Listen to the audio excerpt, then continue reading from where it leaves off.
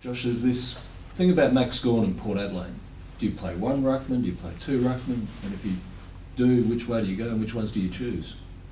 Yeah, I think when you look at Max and you think about what performance is going to happen this weekend, you assume that he's going to play a really good game. So, the way we prepare for it and around that, obviously, Dante's been really good for us since he's come in, and the midfield group's been performing okay. With Dante as the ruck, and then Sweetie's gone back to the Magpies and performed extremely well. So when it comes to selection and preparing for this game, it's about winning this weekend, and it's a good headache to have with a bit of selection pressure as well in that position. But as I said at the start, when you're preparing for Melbourne, you're preparing for Max Gawn to have a really good game. So how we prepare around that, with I guess a broader look at the whole field, is making sure we're putting in some in place good defensive mechanisms around Maxi. Are you concerned about your ruck situation, Josh, given you recruited a couple of ruckmen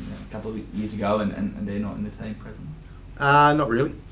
I think we've had three competitive ruckmen that have all been competing against each other for that spot, and at different times have all performed really well. Sweetie had a really good run there for a while, and his form this year wasn't up to the standard that he would have liked. And then Dante's come in and I think each week that he plays, he just shows a little bit of improvement.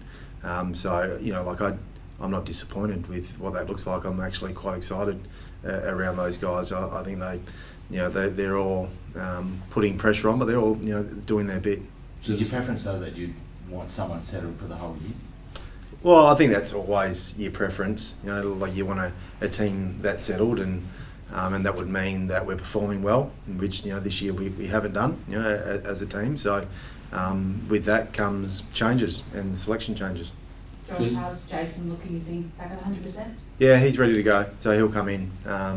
So there'll be obviously discussion with who he replaces and who goes out, but Hornet will play this week. Does that Jackson make his performance last week make it hard to drop him? He obviously showed a bit. Yeah, he's definitely the 2 weeks that he's come in. The first week, obviously as sub, he came in, he had some impact against Fremantle, and then some more improvement on the weekend. So what that gives us confidence that you're finding another player. That's whether he stays in or goes out. As I said, we haven't come to those decisions yet. There's a number of players that we'll discuss with who's in the team and who's out. What's happened with Jack, the coach, is to push the timeline back just a little bit longer? Yeah, he's had a bit of a back issue with some spasms in his back. So the knee's looking good, but was that last week or the week before, he had some spasms in the gym and that didn't improve. So he's had a couple of good days with that back, so hopefully we're out the other side with what that looks like. So with backs, it's really hard to give a timeline. But as I said, he's had a couple of good days. How frustrating is that, Josh? As a club, you invested so much in them, and they couldn't have got much worse in his first year. Yeah, I feel for Jack more than anything. Coming here for his first year and wanting to be around the group, and when you get stuck in rehab, it can make it a bit tough. So it hasn't been ideal, but I think everyone's supportive of him and making sure we're looking after him, and look, he'll come out the other side. You had a late call up this morning, stepping in for Ken. Can you just speak to that? And I'm assuming that he's probably going to be all sweet for the weekend. Yeah, he'll be right for the weekend. Obviously, at this time of the year, there's a few colds going around, and it's best we've got a few guys as far as coaches and staff away today. So just trying to stay away from the players and making sure it doesn't go through the group. What do you take from that winning against GWS in terms of the way you play, and say that's the non-negotiables that have to come out for the rest of the year? Which are the boxes that you feel that from now on have to be ticked in every game? I think the week that we had going into the GWS game off the back of a bit of a break, just I guess redefining what's important in the way that we play, and going out there in a really tough conditions and against tough opposition, and just grinding out a hard-fought win. I think that's a good place to start from. We're building back our season, and we can't look too far ahead. So we've got a pretty tough game against a team that played really well, but only just lost on the weekend. So if you were to identify what brings the best out of you, what's the top three things on the list? Well, I think the effort has to be an absolute minimum.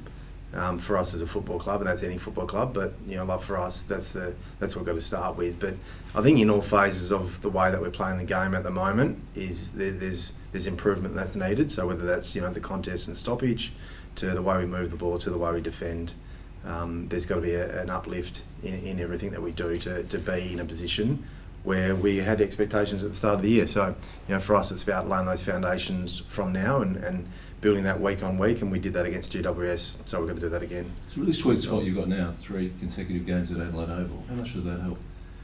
Yeah, playing in front of our supporters always helps, but it doesn't get any further away from what we've got to do this weekend, and then we'll worry about that later.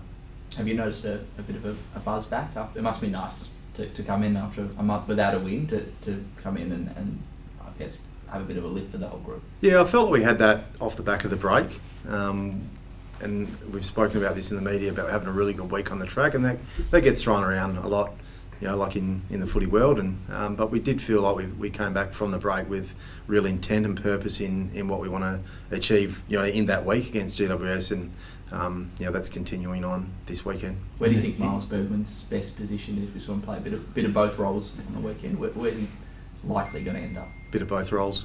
Sounds good.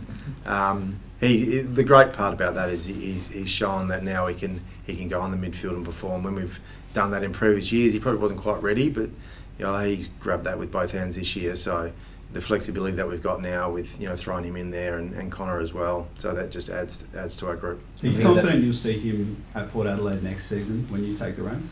Yeah, look, it's one of those things, and it's football with what he's going through at the moment, and we're obviously supportive of him, and he's required, and we want him at our football club, so we're giving him the time that he needs, and I think he showed last time that he took his time with his decision. That's okay.